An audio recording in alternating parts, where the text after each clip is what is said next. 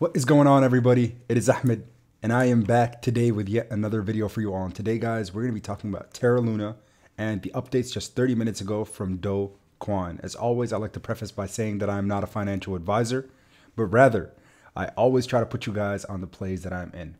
We have updates regarding how to vote for the new 2.0 Terra Luna blockchain. So Terra Governance Proposal 1623 to rename the existing network Terra Classic, Luna Classic, and rebirth a new Terra blockchain and Luna is now live. You could vote here at the station.terra.money/proposal/1623. So if you guys look so far, there have been 35 million votes casted, 9.3% of Terra holders. And again, for you to be able to vote, all you need to do is you can see at the top right-hand side there is a little connect button right up here. That's where you connect your wallet and then you can cast your vote. So as long as you're holding Terra Luna, that is what will allow you to vote. So again, 35 million votes have been casted so far. 67.48% are saying yes, we want to see this happen. 221 abstained, and 20,000 said no. And then 32.46% or 11.382 million individuals hit no as a vote with a veto against the new rebirth plan. So right now, again, only 9.3% of people have voted. The rest could all want a no with a veto. So again, make sure your voice is heard. Make sure you cast your vote. Do Kwon continues by saying, view the details on Agora, the Terra Builders Alliance, here at this tab.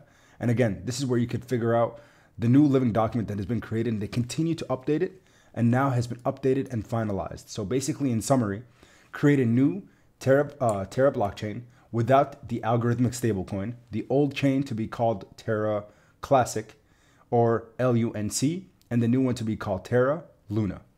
Luna will be airdropped across Terra Luna Classic stakers, Luna Classic holders, residual UST holders, and essential app developers of Terra Classic. The TFL's wallet is listed above here, will be removed in the whitelist for the airdrop, making Terra a fully community-owned chain. Allocate a large portion of the token distribution in providing emergency runway for existing Terra dApp developers. That's for the Terra Alliance or the Terra Builders. And then align interest of developers with the long-term success of the ecosystem.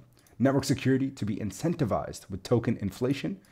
Target staking rewards of a 7% PA. So folks, this is now the official finalized summary that you're voting on. So if you like what you see here, you look through the mining program, you look through the token distribution, 25 for the community pool. Pre-attack Luna holders will get 35%. Pre-attack UST holders will get 10%. Post-attack Lunars will get 10%. Staking derivatives included, it states here. And then post-attack UST holders will also receive 20% of the tokens to be distributed. And mind you, this is vested 50% unlocked at Genesis immediately, 85% vested over 2 years thereafter with a 6-month cliff. I'm not super opposed to this, especially when I see the post-attack. The one thing that I didn't like initially from the initial proposal is there was really no compensation for those of us that got in at the opportunity of buying the dip.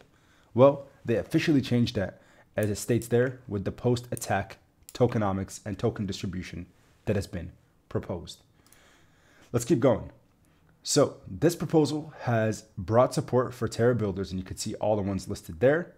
If the proposal is successful, a final snapshot will be taken of the Terra Classic network at block 7790000. And you can see that was as of the 27th of May, and a new network will be born. Make sure your voice is heard, says Do Kwon, and cast your vote. Excited for the future and looking forward to rebuilding this community.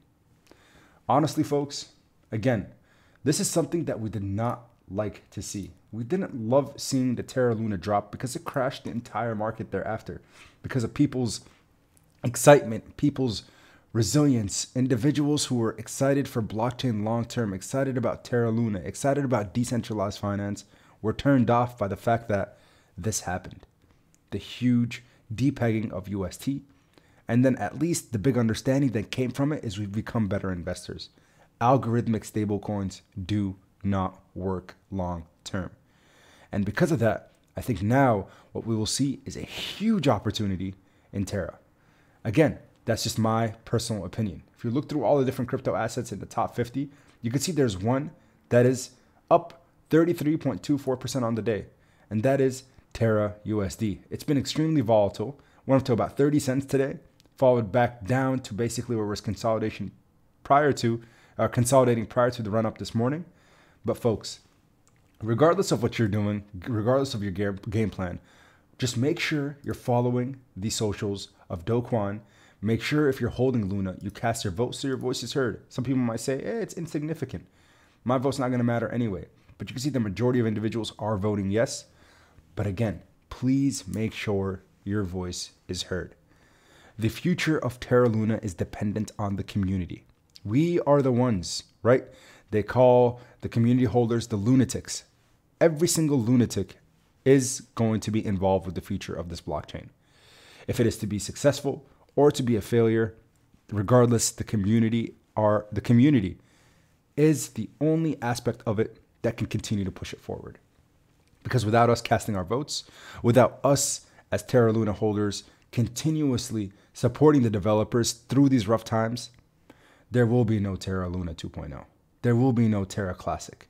But what I'm excited about is the opportunity that presents itself. Remember, time and time again, I have never seen this kind of price action for a token.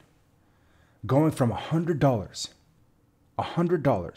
if we look at the 1 month chart, right around, at pretty much all-time highs, maybe a little bit higher than that, at $115, April 5th, just a month ago.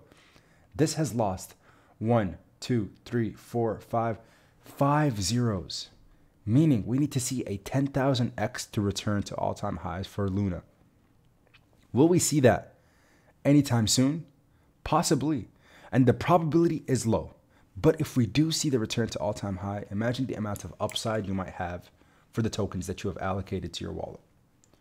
So again, what I would consider this is an extremely high risk, high reward play. Because remember, the post-attack still involves individuals who are maybe sitting on the sideline.